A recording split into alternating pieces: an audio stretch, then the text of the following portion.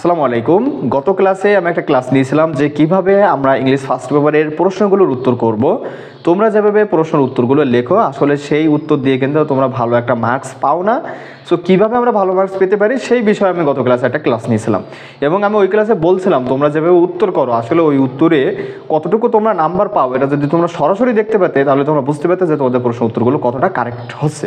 So তার একটা প্রমাণস্বরূপ আজকে আমি আমার ব্যাচের অফলাইন ব্যাচের একটা মডেল টেস্টের খাতা দিয়ে তোমাদেরকে আমি বোঝাবো যে আসলে তোমরা প্রশ্নের উত্তরগুলো কীভাবে করে থাকো।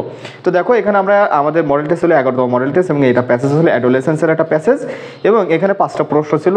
এই প্রশ্নের উত্তরগুলো ও কীভাবে লিখছে এবং দেখো কতটা ভুল লিখছে সেটা আমি তোমাদেরকে একটু প্রমাণ সহ দেখাই। প্রথম নাম্বার দেখো ও প্রশ্ন লিখছে, প্রথম নাম্বার হচ্ছে সি নাম্বার প্রশ্ন উত্তরটা লিখছে।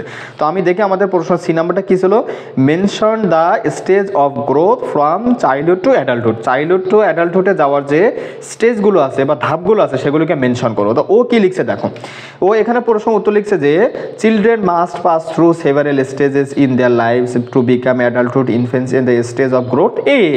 এই লাইনগুলো কোথা থেকে নিয়েছে দেখো, আমি তোমার লাইনটা দেখো হুবহু আমি দেখা দিচ্ছি লাইনগুলো কোথা থেকে নিয়েছে। প্যাসেজের প্রথম লাইনটা নিচে কী করছে, student must children through several stages India. দেখো হুবহু লাইনটা নিয়ে একদম ফুল স্টপ পর্যন্ত কী করছে এই পর্যন্ত বসায় দিয়েছে।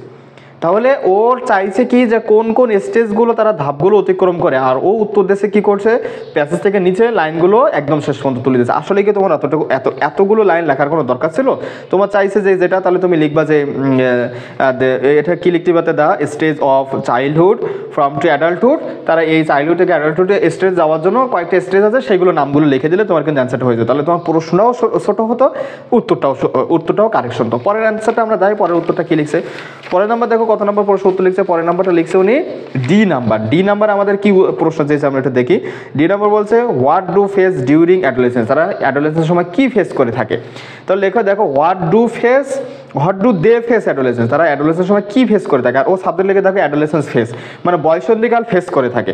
আসলে কি বয়সন্ধিকাল ফেস করে নাকি ছেলেমেয়েরা ফেস করে? তাহলে এখানে সাবজেক্টটা দেওয়ার কথা ছিল কি দেওয়ার কথা ছিল, কিন্তু ও সাবজেক্ট দিয়েছে কি অ্যাডোলেসেন্স ফেস। আচ্ছা ও গেল, বাদ গেলাম। তাহলে ও প্রশ্ন উত্তরটা লিখছে দেখো adolescence during period many changes over the past century poverty example etc. এই কথাগুলো দেখো একদম প্যাসেজের ভিতরে কিন্তু লাইন হুবহু লাইন কিন্তু এই লাইনগুলো এর ভিতরে দিয়ে আছে। ও কি করছে ওই লাইনগুলো নিয়ে সরাসরি ওই লাইনগুলো এখান থেকে কী করছে তুলে দেওয়া শুরু করছে। দেখো এই লাইনগুলো এই যে এখানে আছে, এখানে সেঞ্চুরি কথাগুলো আছে, ও এখানে কী করছে এই যে century poverty for example earlier এই লাইনগুলো হুবহু তোলা শুরু করছে। তো পরের প্রশ্নটা দেখি বি নাম্বার প্রশ্ন কী বলছে। বি নাম্বার লিখছে প্রশ্ন দেখো, বি নাম্বার বলছে what are the experience in adolescence undergo. এক্সপিরিয়েন্সটা কি আন্ডারগো, তাহলে এও লিখছে দেখো the experience and adolescence is. তাহলে এক্সপিরিয়েন্স কি এখানে সিঙ্গুলার নাকি প্লুরাল, দেখো এখানে সিঙ্গুলার না প্লুরাল, এখানে কিন্তু প্লুরাল কিন্তু ভাব দিয়েছে সিঙ্গুলার, যাক ওটা ভুল। তারপর period in the human growth development etc এই কথাগুলো লিখছে। তাহলে দেখো ওর যে এক্সপিরিয়েন্সটা কী থাকে, মানে তুমি যখন অ্যাডোলেসেন্সের ভিতরে থাকো তখন তোমার কী কী অভিজ্ঞতা অর্জন হয়, তুমি বিভিন্ন সমস্যা ফেস করে থাকো, সে সমস্যাগুলো উত্তরাও কীভাবে, সামাজিক সমস্যা অর্থনৈতিক সমস্যা ইটিসি এইগুলো তোমাকে তুলতে হবে। কিন্তু ও তুলছে কি প্রশ্ন উত্তর। এই জন্য আমি তোমাদের বলি যে তোমরা যেভাবে প্রশ্ন উত্তরগুলো করো আসলে তোমরা এই প্রশ্ন উত্তরে তোমরা ভালো মার্কস পাবা না। তাই রিকোয়েস্ট থাকলো আমাদের প্রশ্ন লেখার নিয়মের ক্লাসটা ভালোভাবে মনোযোগ সহকারে করো, দেন ওইভাবে তুমি প্রশ্ন উত্তরগুলো লেখা শুরু করো। বিশ্বাস করো তুমি না হলে কিন্তু ভালো নাম্বার পাবা না। এইভাবে যদি প্রশ্ন উত্তর লেখো তুমি কত নাম্বার বা তোমার টিচার দেবে ভুলভাল লিখে রাখলে।